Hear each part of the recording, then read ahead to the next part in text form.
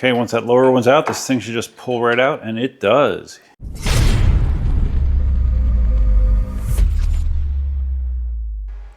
Yo, what's up, Duff here? What you see is the Inmotion V14 Pro. I've done a decent amount of riding on this. I've done an off-road ride. I've done a range test, around the community riding. And I am going to be replacing the shock on this wheel. The stock shock is a progressive spring. It is a 600/970 pound spring, meaning that it initially gives about 600 pounds of resistance, and as you get deeper into the spring, it's 970, which is great for big drops, significant off-roading. But for just on-road riding, which I do primarily, it's kind of overkill, and I would prefer a softer suspension. The suspension does take the edge off, but it is definitely on the firm side because of that spring. What I did is I went out and I bought this. This is a Inmotion replacement spring for the V14. That is a 500/600 pound spring, so it's a lighter weight spring. In theory, it should give you a softer ride, and I have heard other people that have done this swap and they've had good results, so I'm hoping for good results for myself as well. So without further ado, it doesn't look that difficult to swap out, so I watched a Inmotion video on how to do this, so follow along with me. All right, first thing we have to do is remove these side covers here, both sides, and it's held on by 2 bolts here and here on each side, so let me take those out. Okay, I would recommend taking off the pad if it's obstructing this at all. It just kind of take those 2 screws out and then just rotate it that way to get it out.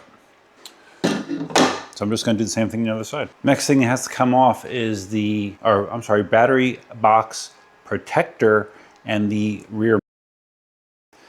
There's 2 bolts to hold in each of these, and there's a total of 4 bolts to hold in the kickstand. You can use the same Allen wrench on this, which is nice. There you go. Got some dirt left over from my off-road ride, unfortunately. Probably should have cleaned this prior to doing it, but oh well. I'm gonna take out these 2 bolts, flip it around, and we'll be ready to progress to the next step. This one screw hole is filled with sand, courtesy of my ride last weekend. Have the bolts out, lifts right off. Okay, so now we need to turn our attention to the pedal brackets. There's 4 bolts hold on the pedal brackets, and then the lower battery box connectors need to come off because this backer plate needs to be loose, so or come off actually. So that's why we got to do that. So let me see how tight these are. Okay, got those 4 screws out. Pedal bracket off. I don't know about you, but I like to kind of keep my parts organized. When I lay a part down, I like to keep the screws that came with it, with the part. Helps me to not forget where stuff goes. One small thing they mentioned in the video, you want the trolley handle released when you're doing this work, so it allows for the springs that put tension on the trolley handle to not pop out the bottom. Okay, got those 4 battery box lower screws out, and then you just can remove this bracket. So now there will be play in the, well, once I do the other side, now there will be enough play in the suspension to be able to remove the shock easily. So I'm just going to repeat the same process on the other side. Okay, with those bottom pieces off, now we're ready to work on the actual shock itself. There's 2 mounting spots for the shock, up here and up here.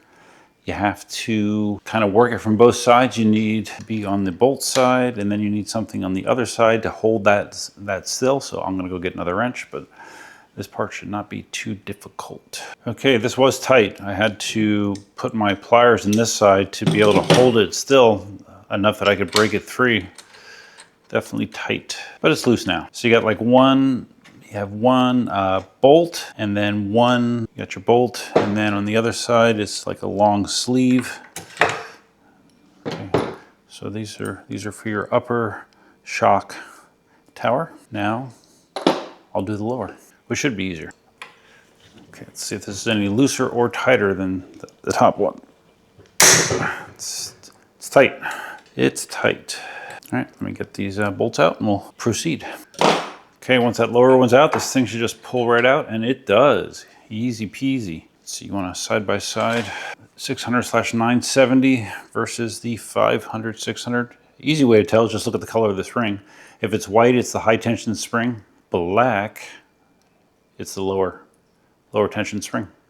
So I'm just going to reverse this to get this back in. I'm just going to get this started. I'm not going to tighten it until I have them both in place because that makes sense to me. Getting this top one aligned initially is a little tough, so I use my long T-bar wrench to go through and to be able to get this aligned because it didn't want to line up just based on finger pressure getting it in place, but I think we'll be good now. Nope. It was still giving me some issues, so what I did is I just removed this bottom spring. I think it's going to be a lot easier to finagle and just bump this to get it aligned on the bottom than the top.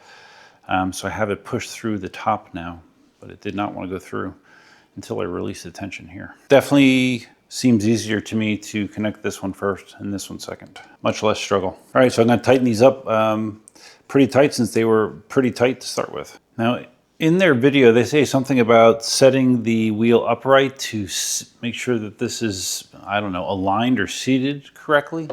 I'm gonna see if I need to do that or not. Let you know in a minute.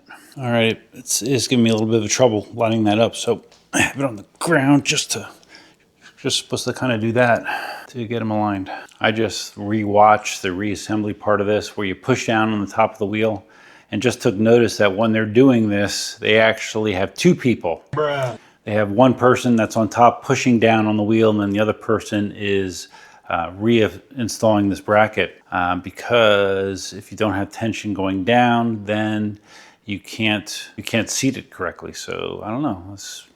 Maybe I can figure out a way to do this solo. I'm not sure. Okay, how do I do this? You may ask. When there's a will, there's a way.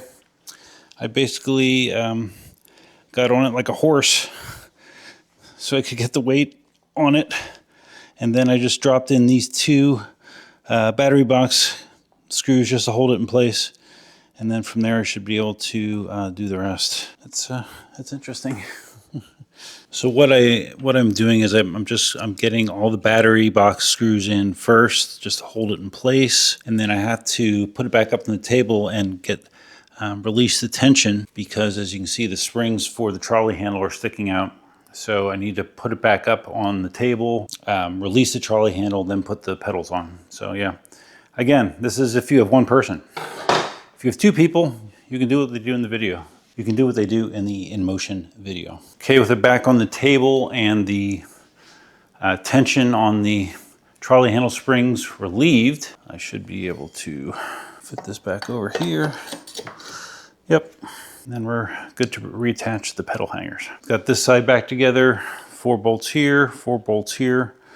Make sure they're all tight, especially the pedal hanger brackets. They need to be extra tight. I'm gonna spin it around and do the other side. Pedals and battery box lower bolts are reconnected. Now we're going to reattach the kickstand.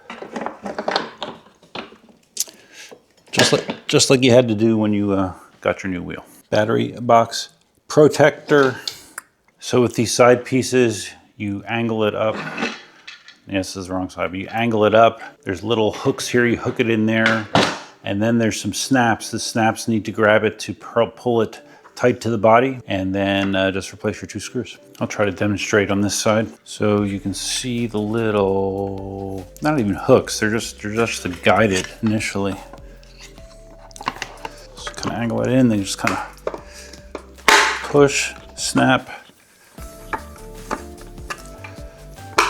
snap. Just got to snap in the front yet. Snap.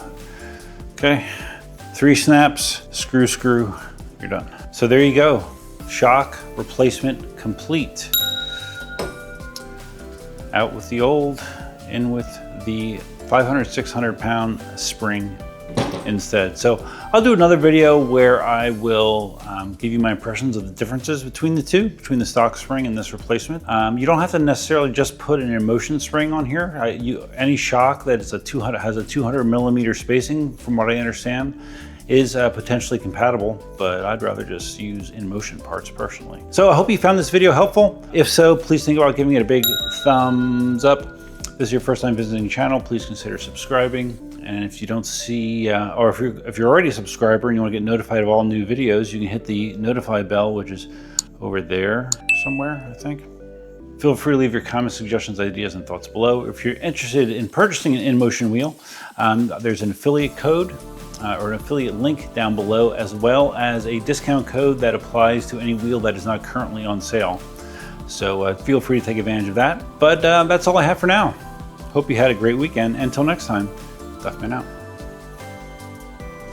And if my knee and hip was not bothering me as it is right now, I would take it out and give you a decent ride right now. But right now, things aren't going so well. So, oh wow, we can do the bouncy test though. Oh yeah, that gives way more. I think I'm gonna be happy.